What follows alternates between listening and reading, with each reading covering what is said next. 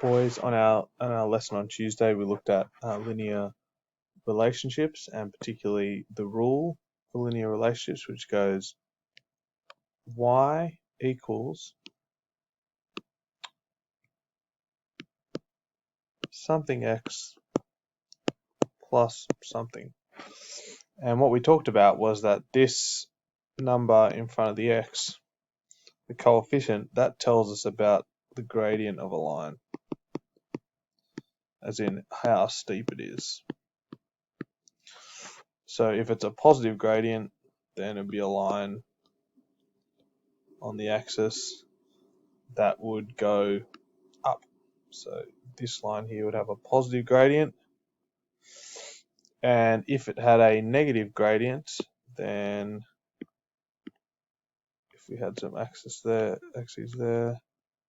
instead of going up from left to right, it'd be going down.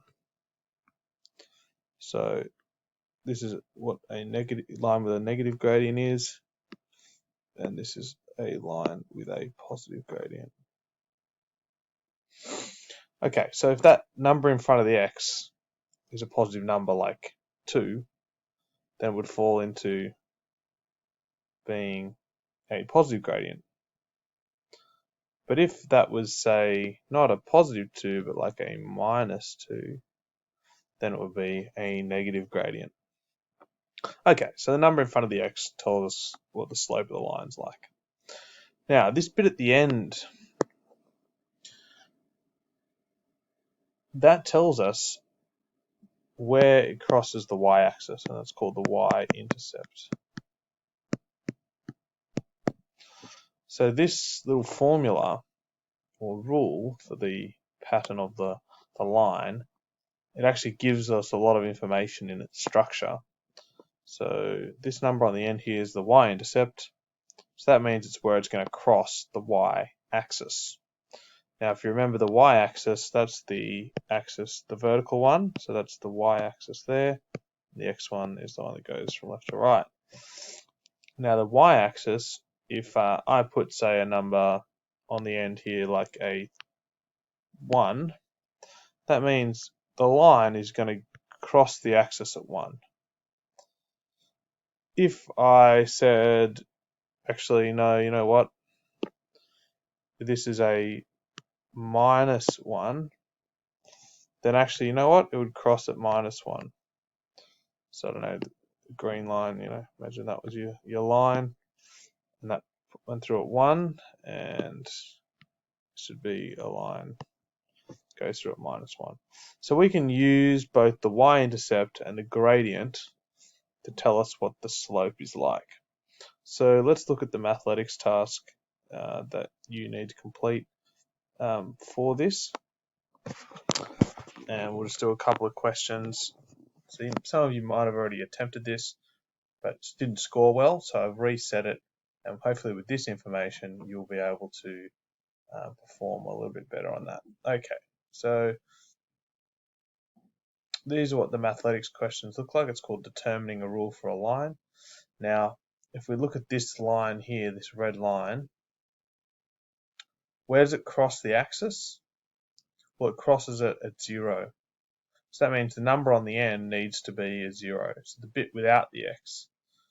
So this one has a 5, so it can't be that one. This one has minus 5. This one has nothing, and this one has nothing. So it's definitely not the top two. So if you've got plus 0 on the end, then you've actually got plus nothing. So it's either one of these two. So the question is, which one is it? Now we have to look at the slope. So what's the slope of this?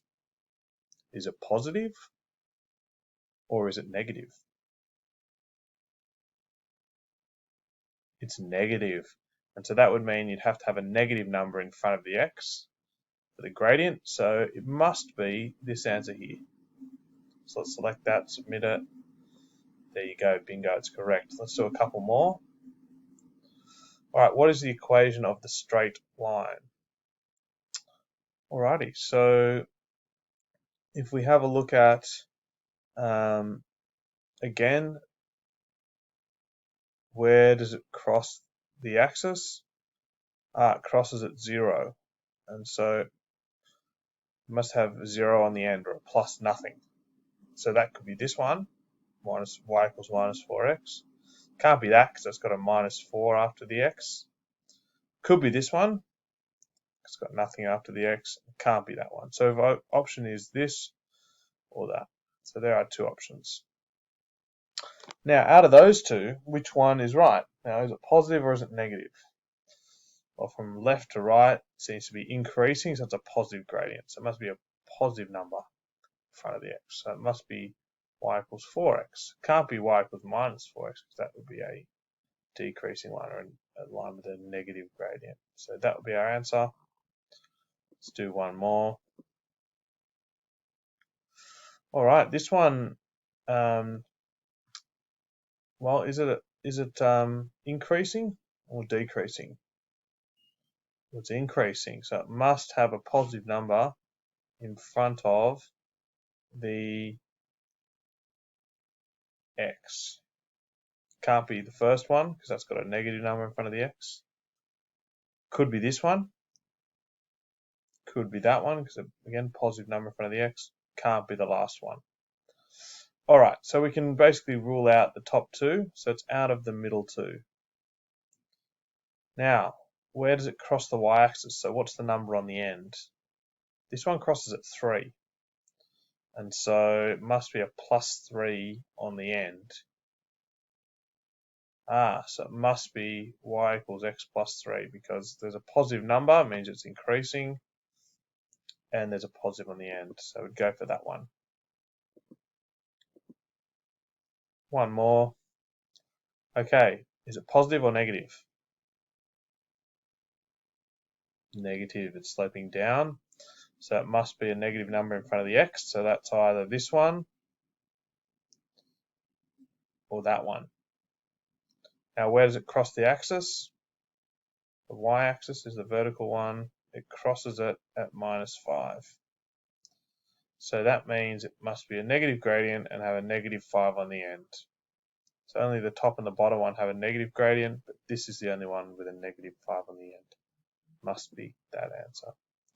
Okay, good luck with the remaining questions.